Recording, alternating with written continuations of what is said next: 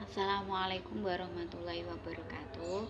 Perkenalkan, nama saya Fadila Nur Alimah dari kelas 2B Prodi S1 Keperawatan Universitas Muhammadiyah Kudus.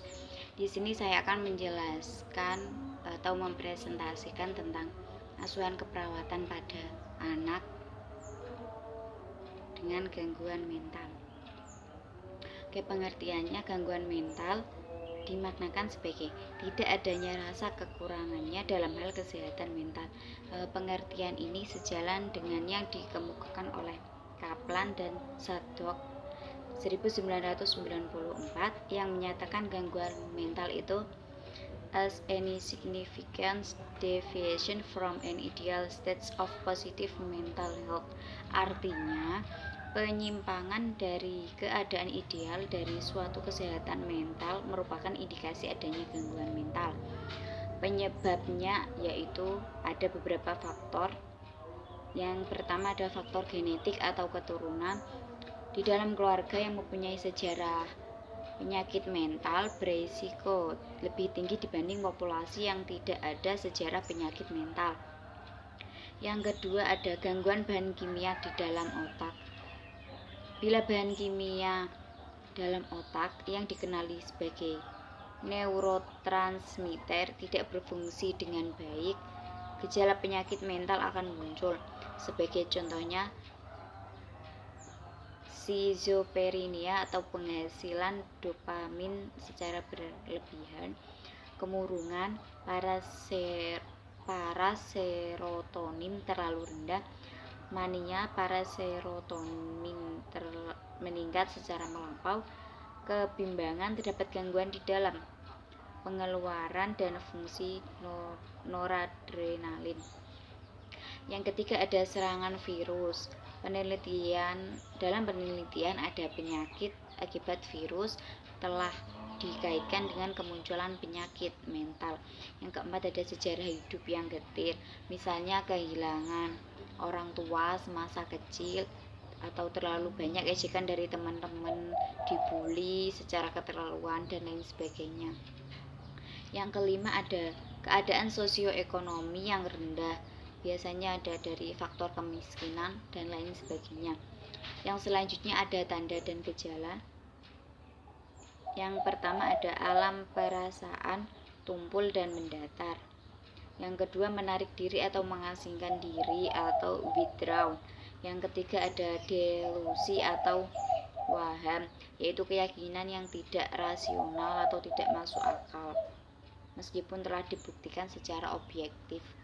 Yang keempat ada halusinasi, yaitu pengalaman panca indera tanpa ada rangsangan, misalnya penderita mendengar suara-suara atau bisikan-bisikan di telinganya padahal tidak ada yang membisikkannya. Yang kelima ada merasa depresi, sedih atau stres tingkat tinggi secara terus-menerus. Yang keenam kesulitan untuk melakukan pekerjaan atau tugas sehari-hari walaupun pekerjaan tersebut telah dijalani selama bertahun-tahun. Yang ketujuh ada paranoid atau cemas. Yang kedelapan suka menggunakan obat hanya demi kesenangan. Kesembilan memiliki pemikiran untuk mengakhiri hidup atau bunuh diri. Yang ke-10 terjadi perubahan diri yang cukup berarti. Yang ke-10 yang ke-11 memiliki emosi atau perasaan yang mudah berubah-ubah. Yang ke-12 terjadi perubahan pola makan yang tidak seperti biasanya. Itu merupakan tanda dan gejalanya dari gangguan mental. Yang selanjutnya ada komplikasi yang terjadi, yaitu ada paralisis serebral, gangguan kejang, masalah-masalah perilaku atau psikiatrik, defisit komunikasi, konstipasi, kelainan kongenital yang berkaitan, ada disfungsi tiroid, gangguan sensoris, masalah-masalah ortopedik, dan kesulitan makan. Selanjutnya ada pemeriksaan penunjang. Pemeriksaan penunjang beberapa indikasinya untuk penelitian laboratorium pada anak, yaitu ada kromosomal karyotipe, ada elektroencephalogram atau EEG, cranial computed tomography atau CT, dan magnetic resonance imaging atau MRI. Terus ada titer virus untuk infeksi kongenital, serum asam urat, dan laktat pirufat darah. Yang selanjutnya ada penata laksanaan. Penata laksanaan anak dengan retardasi mental bersifat multidimensional dan sangat individual. Yang pertama ada pengobatan, tujuannya untuk mengembangkan potensi anak semaksimal mungkin. Yang kedua ada terapi bermain.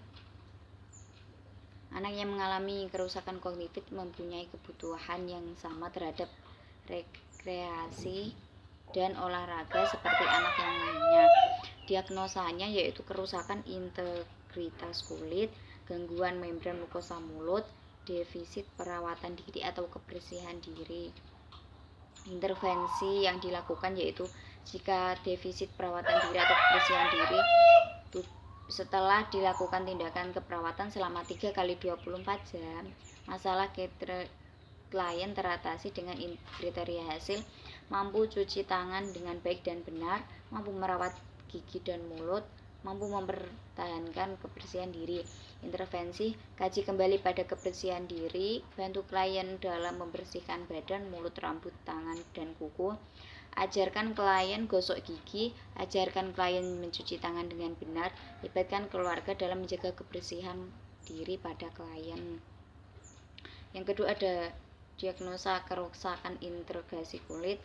Setelah dilakukan tindakan keperawatan selama 3x24 jam, masalah klien teratasi dengan kriteria hasil: integritas kulit klien baik, klien mampu mempertahankan kelembapan kulit, tidak ada luka atau lesi pada kulit. Intervensinya: kaji kembali pada kebutuhan personal higien pasien, kaji keadaan luka pasien, jaga kebersihan tempat tidur, selimut bersih dan kencang, lakukan perawatan luka dengan baik, anjurkan pasien menggunakan lotion setelah mandi. Yang ketiga ada gangguan membran mukosa kulit. Setelah dilakukan tindakan keperawatan selama 3x24 jam, masalah klien teratasi dengan kriteria hasil: mukosa oral kembali normal, tidak ada bengkak dan tidak hiperemi, luka atau lesi berkurang, membran mukosa oral lembab. Intervensinya: kaji kembali pada kebersihan mulut, kaji keadaan luka pasien, lakukan kebersihan mulut sesudah makan dan sebelum tidur, gunakan sikat gigi yang lembut, lakukan pendidikan kesehatan tentang kebersihan mulut. Yang keenam ada kelola pemberian obat kumur. Itu tadi penjelasan saya mengenai asuhan keperawatan pada anak dengan gangguan mental atau retardasi mental.